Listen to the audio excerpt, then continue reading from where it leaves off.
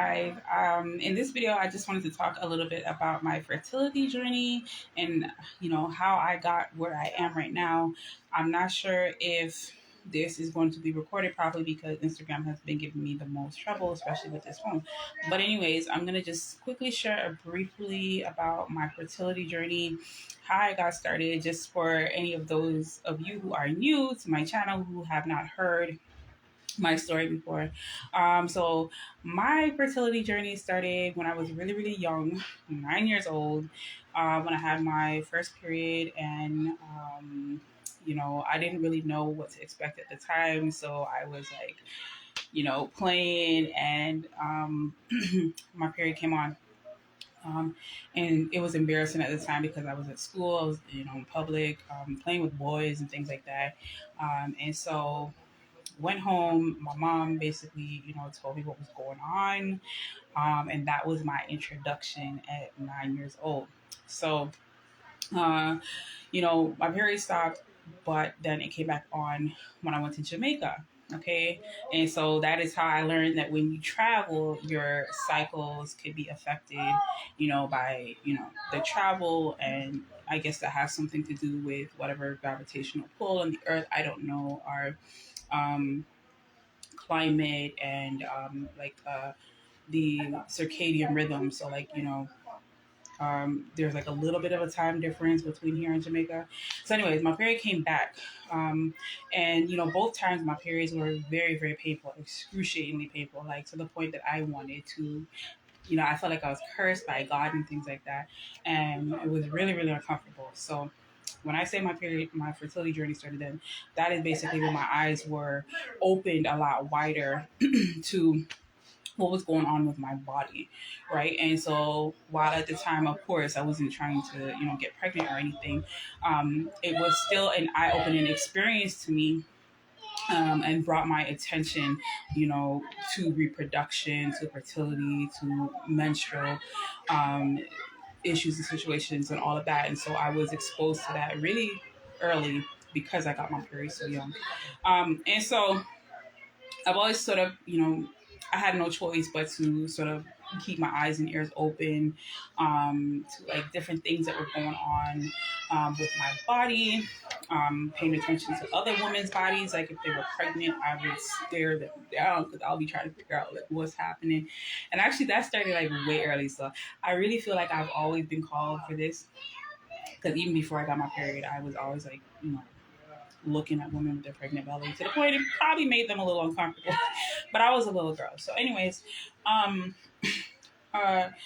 so those painful periods, they continued. And around the time when I was like 14 is when I started, I guess, being able to sort of do something about it. And that's when I started like drinking the chamomile teas, or at least requesting it. I had taken a whole heap of Tylenol for all of these period pains that I've had month after month, to the point that it got to stop working for me.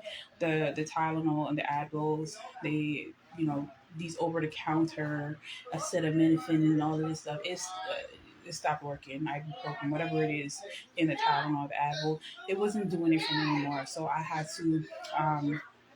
I was only getting relief from things like chamomile tea that I would like ask my brother to make, and my mom, she would always have it in the house. And so that did sort of like ease the pain. And I started noticing other things. I started noticing, other ways to sort of relieve the pain, which I'm not going to go into too much in this video. I really am trying to keep this short. And so that was like, maybe I was about like 14 around that time. Painful periods, they were lasting like, I want to say 7 to 9 days, but I really, really remember like looking at my calendar and it just seeming like my period just wasn't ending. Like it was going on for like 2 weeks. And then I was also having spotting, and very heavy bleeding and things like that. Like the only person that I ever met that had a more painful period than me was someone that I met, and we ended up working together. And she had what I believe now was endometriosis. Now, mind you, at that time, I didn't know anything about endometriosis, fibroids, PCOS, any of this stuff, but we were just struggling it out and suffering. Um, so I had a lot of symptoms of even like fibroids. When I would go to the clinic or the hospital, not the hospital, the doctors, whatever, they would tell me like I had extended uterus. Um, and so around the time when I was like 16, um, I was diagnosed with, first of all, I had abnormal, you know, pap test. So TMI, honey, but this is stuff we need to talk about. We need to know. But I had an abnormal test, came back that I had abnormal cells in my uterus and on my cervix. Okay, and so I had to go and get tested for that. So I went to do a colposcopy, where they were like, "Yep, this is what it is," and da da da da. Right, and so they were basically prepping me for a surgery, which was going to be either to laser the cells to freeze them or to burn them out, or cut them out.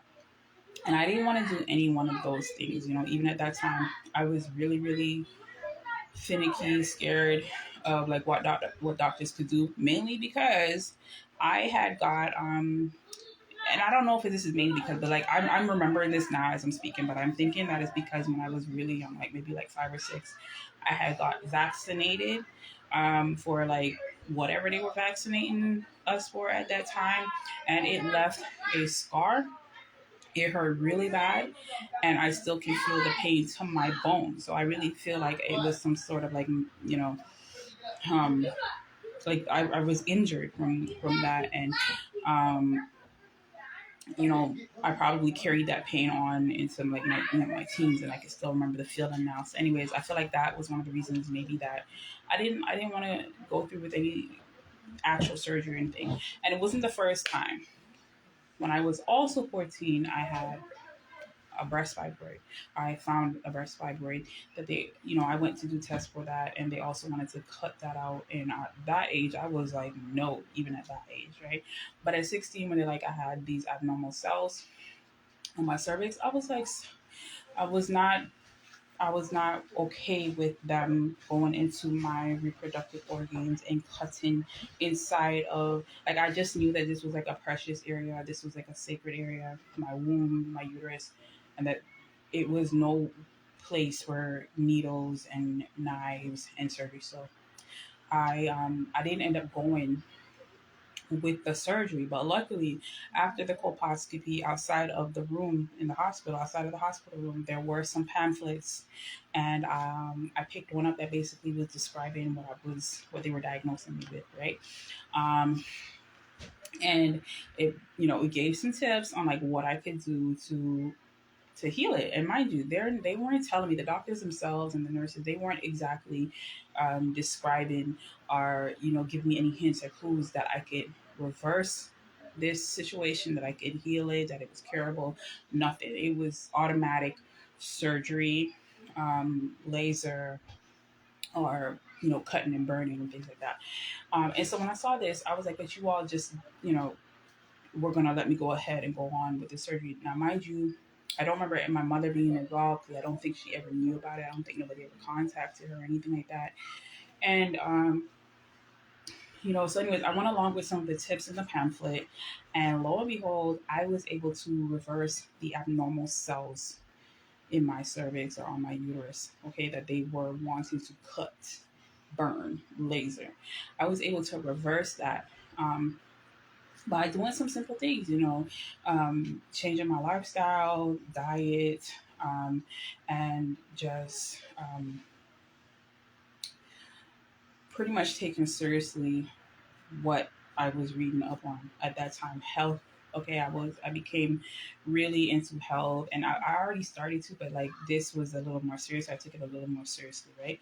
And so I practiced that. I became vegetarian, or it's like one of the reasons I became vegetarian. You know, my family is Jamaican, so we also have a strong Rastafari culture in Jamaica. I was heavily influenced by it. So that's also one of the reasons I became vegetarian. But it's like everything coincided at that time, right? And so things are coinciding. I became vegetarian, um, and started to eat what they call more of a Mediterranean diet because I had cut out like meat, red meat, beef, pork, all of that stuff. I was still eating a little bit of fish, but as a vegetarian, it wasn't even. I consider myself a vegetarian, so maybe every now and then I did eat fish, but um, I'm not. I've never been drawn to eating meat. I had a terrible experience in Jamaica where when I did go when I was 9, I saw them killing the chicken, killing the goat, killing the pig, and these things were still clucking and making all this baba and oinking and all that stuff. And so that had turned me since a very young age, right? So I really was already on the journey to become a vegetarian. But anyways, so it just so happened to be that there was this Mediterranean spot across the street from my house that made falafels. And, I'm an older sister, so I really feel like I had to mature early anyways, right? And so even around that time, I was like, I'm not eating any more takeout. I'm not like, there was also KFC across the street from me. There was the mall, right up the street. I could have went and I could have ate any takeout you can imagine. There was McDonald's. I worked at McDonald's several times. I became vegetarian while working at Harvey's. I made a conscious decision when I was 16, okay, that I was not going to be eating meat anymore and that I was going to cut out all of this dairy, cheese, everything from my diet. And so I did that and I started eating more at this Mediterranean spot that made the falafels. And so I say that because, fast forward temporarily, well, let's just fast forward, we find out that they say that a Mediterranean diet is really good for fertility. Well, I was already on this journey before I knew about this stuff or anything, right? There was no social media. Although I did have a computer in my house, ever since I was born. My dad is a computer programmer, and I was able to go on the internet. You know, you could just imagine just the chances of even finding information if you were to look it up would have been slim, right? And so I wasn't learning any of this stuff from social media or from books. Most of it really just came from like just intuition or just the journey that I was already on and what was already happening. Um, but I did end up one time experiencing, what would somewhat, I guess, for some people be considered infertility. For me at the time, I was a teenager. I wasn't trying to get pregnant, but I was not getting pregnant. Whereas the boyfriend I had at the time, he had cheated on her. He had another woman or whatever, and a girl, and he got her pregnant, but I was not. Now, granted, I was not trying to get pregnant, and did not. That was just not part of the plan or anything like that, right? But I was with him for a while, and that didn't happen, and he had a whole baby while we didn't. So at that time, I was also very phlegmy. Like I had a lot of phlegm. I was working at McDonald's. I was gaining weight, and this is around the time when I had the issues, with the abnormal cells, right? And so although I wasn't diagnosed with like fibroids or endometriosis or PCOS, I believe that I did have, signs and symptoms of all of these things that possibly contributed to me not being able to conceive or just not conceiving at that time. And so I had the breast fibroid, abnormal cells, abnormal cervical cells, which is a problem for a lot of women. Because we're talking about cells, and if you have abnormal cells like in your reproductive area, we also got to think about your egg cells, and if those are affected. And you know the other symptoms I had, looking like again fibroids, PCOS, or endometriosis, undiagnosed. Okay. And so when I switched my diet, became vegetarian, it did sort of ease my period pain just a little. It did sort of lighten it up where it wasn't like extended bleeding, or I would even say it might have lightened it a little bit, and I probably stopped spotting as much. But it really wasn't until I became vegetarian, okay, that things started to sorry vegan when I stopped even eating like a lot of certain. Cause when you're vegetarian, you can still eat fish. You can still sort of dibble and dabble with the cheese and things like that, and like, but that's not really something I did. But like as a vegan, where I started eating like higher quality foods, more fruits and vegetables, um, and really paying a little bit more attention to my diet and things like that. Okay, it wasn't until then that I started to experience like better reproductive health. Like, and I want to say this, even as a vegetarian, my diet was still not as tip top as it was later on down the road. So when I say vegan, sorry, even as a vegan, my diet, you can still have a poor diet even as a vegan, right? And so, but just becoming vegan, just cutting more of unnecessary things out of my diet and adding more, like again, dark leafy greens and things, started to help. Because before I was eating, um, you know,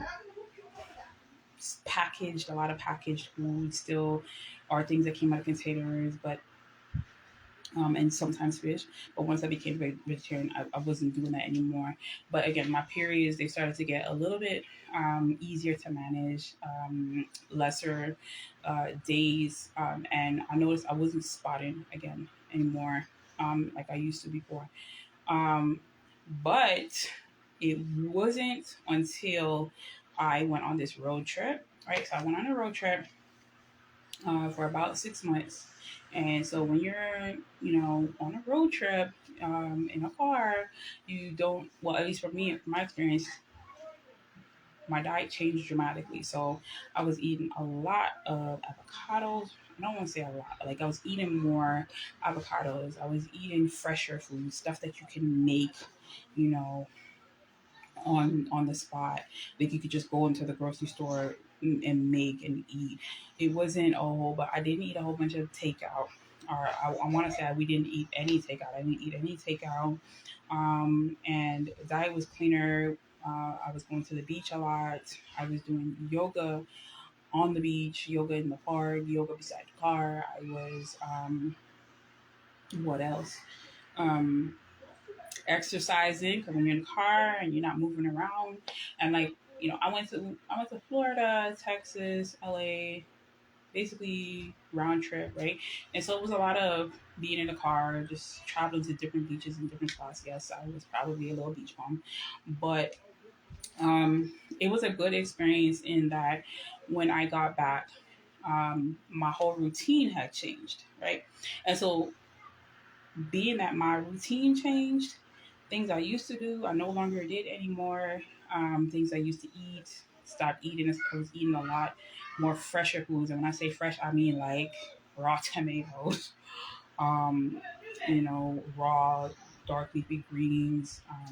The most processed thing that I had ate probably at the time was hummus and crackers. Okay. But again, getting a lot of sunlight, um, exercise, fresh air, um, movement when I could, because I had to keep myself moving. That all helped, I believe, to, well, I didn't tell you yet, but that all helped to minimize my period from about 5 to 7 days to about 3 days. 3 days, okay? With absolutely no pain. I was able to start to feel when I ovulated, which before I had only heard of women talking about that. Now I was able to do that. And that was big for me. It was a wonderful experience when you can feel when you ovulate, when you can feel the signs your body is giving you, and you know what it means, and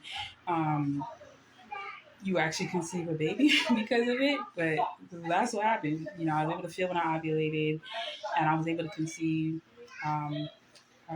due to that. Now, although mm, you know, I wasn't like struggling with fertility at this time.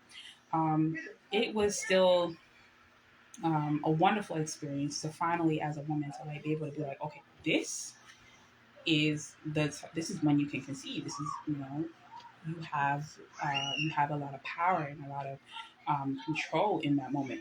Now the control can kind of work against you because if you're not trying to conceive and you know you are fertile and your body is whoo, things can get a little a little heated, right? But it was a good experience because again, I was able to conceive my son in one go, whereas some of my other children might have took a little more than that. But and so this is why it's good to know when you are ovulating. It's good to know and to track your cycle, which I had started doing. But it also got to the point where I no longer needed to even do that because I could feel when I'm ovulating. And so since then, I haven't had any period pain like I used to. I know I haven't really gone into like the depths of the pain and like how tragic it was. It was really bad. Um, but I am just really grateful and thankful that I no longer have those type of period pains because when I speak to some women today and they describe the pains that they have and they have, you know, they have to live their lives and you have the jobs you have to go to, you have to travel to get there, you have to, shop and do all types of things and errands and all this, and you're having menstrual pain for days, possibly weeks, possibly months for some women. I can't imagine having to go through that type of pain as a grown woman, as an adult, where I had to go through that earlier than most women did, and so um, you know, I view that as just like my fertility journey, and it might not look like everyone else's, it might not look like yours. However, there's a lot that I think that women can learn from experiences like mine because some people think that women like me are just fertile and it's just easy and that we don't go through some of the same challenges that women who have had multiple miscarriages go through. Mind you, I've had multiple miscarriages. The only difference is I wasn't necessarily trying to conceive at this time. When I've had miscarriages or I've had, you know, what would be considered trouble getting pregnant for some people. However, there's a lot that can be learned because when you look at a lot of the ways that women are being told that they can conceive or how you're being told even backed by studies, it mirrors my journey and my experience a lot. They say that the Mediterranean diet can help you to conceive more. I, by default, was on what is considered a Mediterranean diet. I don't even necessarily like calling it that because nobody was telling me, hey, if you eat this, it's a Mediterranean diet. I feel like it's more just like an alkaline or a natural diet, a diet that we should be eating, and it really probably should be called a diet. It should be called like nutrition and supplementation. It should be called health. But anyways, also the lifestyle, okay, that I was living. I was getting sunlight, fresh air on the beach. I was getting out. I was exploring. I was, not in a cubicle or, always indoors or stressed out that much or even whatever stress I might have experienced, like through travel or whatever, was like mitigated through being able to go to the beach, swim, put my feet in the sand, get in touch with nature and things like that, right? So that's the diet. My diet had changed, my lifestyle. You could learn something from that. Self care. I was also at the time where I had was able to start to feel when I ovulated before I had my son. I was also, again, like I said, practicing yoga daily, but I got to a point where I had my routine very, very down packed, almost a little bit rigid, but it was doable and I enjoyed it, where I was doing mindset work every day. I was doing yoga. I was doing wound care, so I'd be doing things like womb massage. I would be doing things like deep breathing, affirmations, meditation, and I did this daily, religiously. Okay, I forgot to say, from doing that, I was able to heal my breast fibroid. Right now, this is a fibroid I've had since I was about 13, 14 when I first discovered it, and nothing else really changed that. But once I was doing all of these things together, I was doing the mindset work, self-care, exercise, changing my diet. Once I put it all together, I healed my fibroid in about 2 months. and I actually healed it without even knowing that I healed it, because I actually was feeling for it and I couldn't find it. Okay, so after I got back from my road trip, I was feeling for my fibroid and I could not find the fibroid whatsoever. And so I had to sit down and I had to be like, and it didn't take long, but I had to sit down for like maybe 1 or 2 days, and I had to be like, what did I do? What happened? Why, how did my fibroid just up and disappear? And so I realized that um, it was, everything that I had been doing, the mindset, diet, self care, and exercise that I was doing all at the same time. Right. And so while I say that, there's a lot that you can learn from my experience, there's also something else that you can learn it's the application. It's the application of how I did the things that I did, right? Whereas I was getting some results when I just changed my diet, and I was getting some results when, I just was like on the beach here or there doing yoga, or here and there eating healthier. It wasn't until I got back and I literally made a routine. I had the time stamps. I had alarms on my phone. I didn't necessarily, I used the alarms just to make sure like I was cooking at the same time every day. I was going to bed, with the darkness, or with rising with the sunlight, so I was in tune with the circadian rhythm. And I feel like really putting all of this together, applying everything that I had been doing, here or there for years, putting it all together really is what sort of gave me the breakthroughs that I had back to back to back. Because when I say back to back, I mean um, I, outside of healing my abnormal cells in my cervix, I had the breakthrough of healing my breast fibroid, followed by no pain whatsoever during my periods, followed by my periods shortening to 3 days.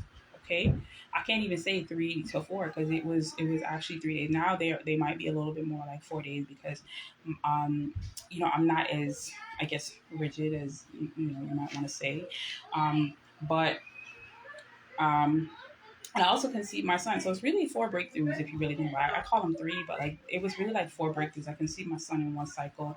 Was able to tell when I ovulated. And I've just been in touch with my body and my womb ever since. And things have only been getting better. Right. And so, putting it all together is really, really important. But a lot of women don't know how to do that and they miss that. And so I just wanted to share my story so that way, if anyone did want to know how to improve fertility or wanted to know my own experience, my own journey, there it is for you. If you do want to know like how you can improve your fertility, or if you want to share your fertility journey experience, I would love to hear it and I would love to help you. I actually have a training that you can go and you can check out called How to Start Your Fertility Routine. Okay, in that video, basically, I tell you what a fertility routine is, why you need one, how to start one. I give you an example of like what I include in my fertility routine, and then I also show you, if you want, if you want help from me to get started and get set up, how you can do that. So if anyone's wondering, if you can book a call with me, you can talk to me. That is how you would do that. And all you have to do to learn or to watch that video is either DM me the word activate, and I'll automatically send you the link to the training that you can watch. And so you'll be able to create your own fertility routine. Something that took me about 15 years to do, you'll be able to do in a relatively short amount of time. So I really hope this video has helped. Thank you to everyone who has been watching. Please like and share this video so other women can see that they, number one, don't have to suffer in silence. Number two, that you can recover from a lot of fertility issues naturally. You can improve your fertility naturally. You can improve your equality naturally. Um, and again, if you have any questions, just reach out to me here on my channel, or you can send me an email at blackfertility@gmail.com. But that is part of my story on how I got here, what my fertility journey has been like, and a little bit into my fertility routine. So if this video has been helpful, please let me know, and I'll look forward to sharing more with you later. Take care. Bye.